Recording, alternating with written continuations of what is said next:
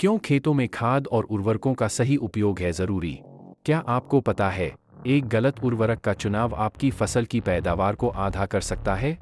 और अगर मैं कहूँ कि यही चुनाव आपकी मिट्टी को बंजर बना सकता है, तो क्या आप सचेत हो जाएंगे?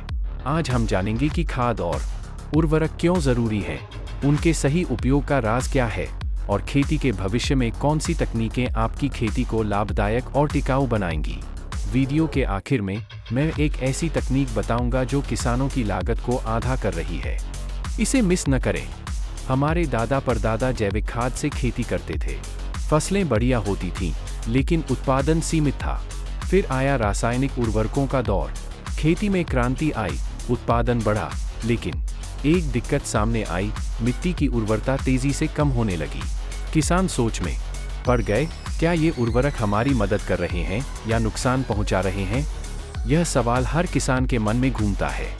सबसे पहले बात करते हैं जैविक खाद की। यह क्या है?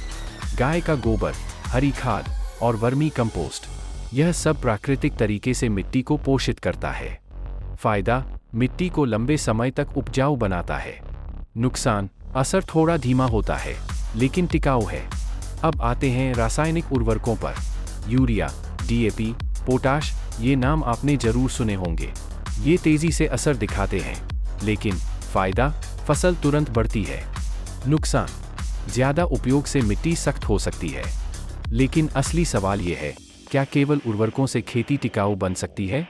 रासायनिक उर्वरकों के अधिक उपयोग से क्या होता है?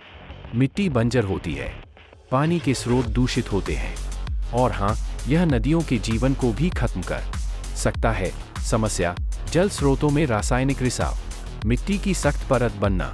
समाधान, मिट्टी की जांच, सॉइल टेस्टिंग। इससे आप जान सकते हैं कि कितने उर्वरक की जरूरत है।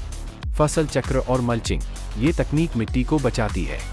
अब बात करते हैं भविष्य की, जहां किसान नई तकनीकों का उपयोग कर रहे हैं। स्मार्ट सेंसर, ड्रोन स्प्रे और AI की मदद से खेती को टिकाऊ बनाया जा रहा है।